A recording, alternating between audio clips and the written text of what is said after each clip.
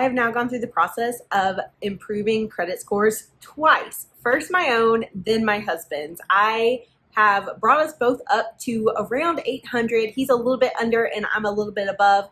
So I have a lot of experience trying to figure out what works with credit and what doesn't. And I know that credit isn't something that everyone really focuses on or thinks about, but credit scores are so important. I have a video about that and the things that people look at for your credit score. Credit scores are so important to real people like us. If you're trying to buy a car or a home, or you're trying to rent an apartment, trying to get insurance, there's all sorts of different reasons why you might want a better credit score. So today I'm going to go through some of the tips that I use to raise my credit score to 800 and things that I've learned that can help you raise your credit score. Increasing your credit score is actually a well-known practice and you don't have to pay someone to do it for you. It might feel a little bit overwhelming at first, or you might think it will take forever, but the actual steps of improving your credit score are well documented and what goes into a credit score is well known. So with that knowledge, you can take these steps yourself to increase your credit score. A lot of these steps are based on really solid financial principles and things that you may already be doing if you are researching how to handle your money well. If anything you come across online feels like a scam or sounds a little shady and asks you for money, you may want to reconsider, because raising your credit score is something that you can do on your own for free with a little bit of work. There are legitimate credit repair places, but the credit repair industry as a whole has a lot of different people, good and bad. So it's really smart to, even if you're going to pay someone to do it, learn what it takes to improve your credit score on your own, so you know if what they're doing actually fits what you need, or if they're doing something that is really going to hurt you before it helps you. The first thing I recommend is thinking about why you need to improve your credit score. If you never need credit again, if you have a plan for your life to live without credit, then you probably don't need to worry about your credit score. But if you think about it and you realize that you want to buy a home and you're going to need a mortgage, or if you want to refinance something, or if you want to buy a car and you don't want to save up and pay cash, if you have a reason why you need credit and you have a goal and a purpose behind needing a good credit score, that is going to serve you very well as you work to increase your credit score. It will make everything you do more targeted and effective, and that is one of the things that I highly recommend doing in the first place, is just thinking about why you need to improve your credit score, and that purpose and reason why is going to help you so much. That purpose and reason why will also keep you from making mistakes and going further into debt just to improve your credit score to get to a different successful situation. Okay, so now let's talk about some actual nuts and bolts and how to improve your credit score. If you're trying to improve your credit, don't go out and open a bunch of credit right away. Apply for new credit strategically over time, opening one now. Building your credit by opening new credit isn't always necessarily a best practice if you already have some open lines, but it can help. So you may be wanting to open credit for the first time or for improving your score, but you don't want to go out and open 6 new lines today. It can be really counterproductive and also drop your score when you do it. When you open new credit, it doesn't always bump your score up right away. It takes time for those credit lines to age. So if you go out and open 5 new credit cards within a week, you're going to see some significant progress backwards instead of forwards. This is one area where having your purpose and reason why is very important, so that you have a longer term perspective instead of thinking you need to fix everything tomorrow. Having a longer term perspective allows you to open credit strategically over time instead of trying to cram it all in at once. Okay, if you don't have a credit card, I recommend opening one if you're trying to improve your credit. Having an open credit card has been the thing that has helped us in multiple situations increase our credit the best. Having an open credit card does not mean that you're putting every expense on your credit card. It doesn't even mean you're using your credit card that much. But having an open credit card and using it every single month regularly is very, very helpful to build your credit. So I generally recommend people open a credit card and then put maybe one bill, $20 to $200, something that you know you're gonna pay for every month in your budget anyway, on that card. So every single month it's being used and you have the money to pay it off. So make sure that you have an open card. If you're new and you cannot get a regular card, you can apply for a secured card. Sometimes they're like $200, so you'll put up a deposit of $200 and then you'll get the card issued. So you're kind of ensuring that the money is going to go to the credit card company in case you can't pay that month. It is paying for it up front, but that does jumpstart your credit card experience. So when you get that credit card and you put something on the card, make sure you wait until that credit card reports to the credit bureaus and shows that you have a balance. Then after it's reported, make sure you check and see the actual date because they're all different. So once it's reported, a few days later, pay off that balance. You do not need to have credit card debt carrying over and charging you interest to have a good credit score. I have not paid credit card interest in a decade, and it still helps my credit stay high. You don't have to pay interest. I've seen people online telling people that you have to have a balance and let it carry over and the interest. No, you really don't. I promise. You do not have to pay interest. You do not have to go past when your balance is due to get a good credit score. So keep that in mind. Just make sure that the balance is being reported, and that will be depending on what card you have. So check with them and check and see what date they report your balances, and then make sure that you've paid it off a couple days after that. So that way the credit bureaus are seeing that you're using the card, but you're not paying interest on your credit card balance. That all ties into using credit cards responsibly. I do not really recommend credit cards in general for people to use for a daily spending tool. It's just not something that most people handle well, including myself. I do not use credit cards for daily spending. I use a debit card or cash. I only use credit cards to keep my credit score high because I know that eventually I'm going to want to get another mortgage. So I do have credit cards that I have open, and I put my bills on those cards. But do I carry it around? No. Do I use it on day-to-day spending? No. Do I have it online for purchases? No. I only put a bill on it so it's active and being used, and then I pay that off and do it again the next month.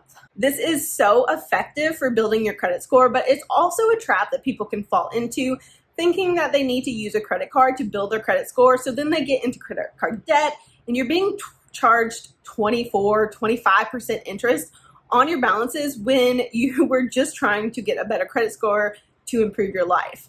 This is a really risky thing for a lot of people, so you have to be very careful when you're using credit cards that you're doing it correctly and in a safe and responsible way. So when you're using credit cards to improve your credit score, you're going to want to make sure that you're using them, but you're not maxing them out. You want to use 10% or so of your credit balance. So if you have a card open at $1,000 credit limit, you're only going to want to put $100 or even less on your credit every single month. So you want to put maybe a bill that's $100 on there every single month and then pay it off so that it's reported that you're using like 10% of your credit, but you're not maxing it out. If you have credit cards and you just run up the balance and they're maxed out at 100%, that hurts your credit. That does not help your credit. So like I said, credit cards are very useful to building credit, but you have to be so careful. The ideal that everyone says is usually 30-ish%, so 30% credit card use. And I like to stay under that at 10% or less, and that has been really effective for us.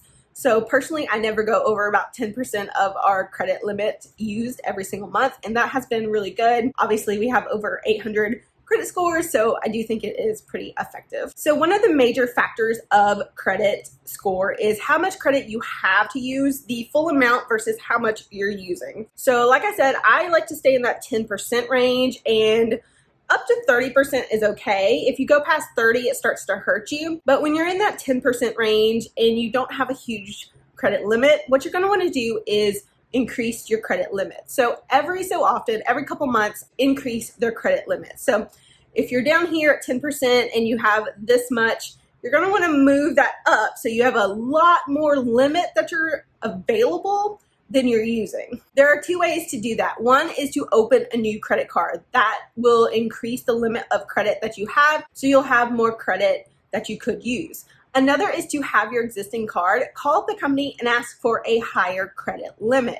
If you've used the card for a while, if you've been there a while, they're more than happy to do this usually. Sometimes during down economies, they are way more strict and won't do it. That is actually the way I've really increased our credit limits and our credit score. I started with a card that was $500 limit. I moved up to $1,000, then to $2,000, then eventually to $5,000.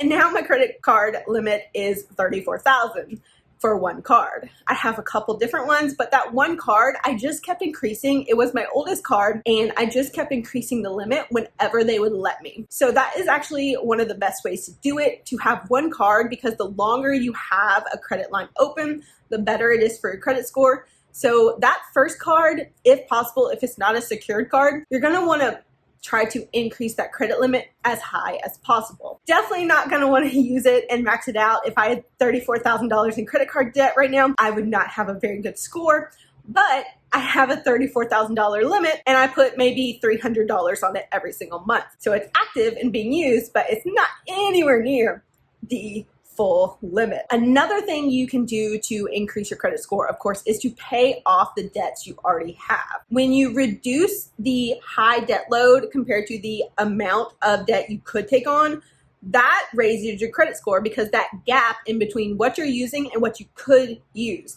that's all the credit score really is. And when you pay off your debt, it is going to increase your score. You do need to know that when your debt is paid off and you're done, it does drop your score a little bit. It usually bounces back pretty quickly from what I've seen with other people, but it does have an immediate drop. And so you're gonna feel like, what's the point if you're paying off debts and it's just dropping your credit score? But in the long run, it will bump back up, and you do want to be debt-free compared to struggling and drowning in debt despite the credit score, because a credit score is not as good as having money in your bank account. Of course, the alternative, when you have debts in collections and you have really negative marks on your credit report, when you get rid of those, your score is going to jump a lot higher. So it's a little bit different. Your score is also very dependent on your own credit profile. So when you pay off one debt versus someone paying off the same amount of debt, it will change your score in a different way, because your score is very dependent on your specific credit profile.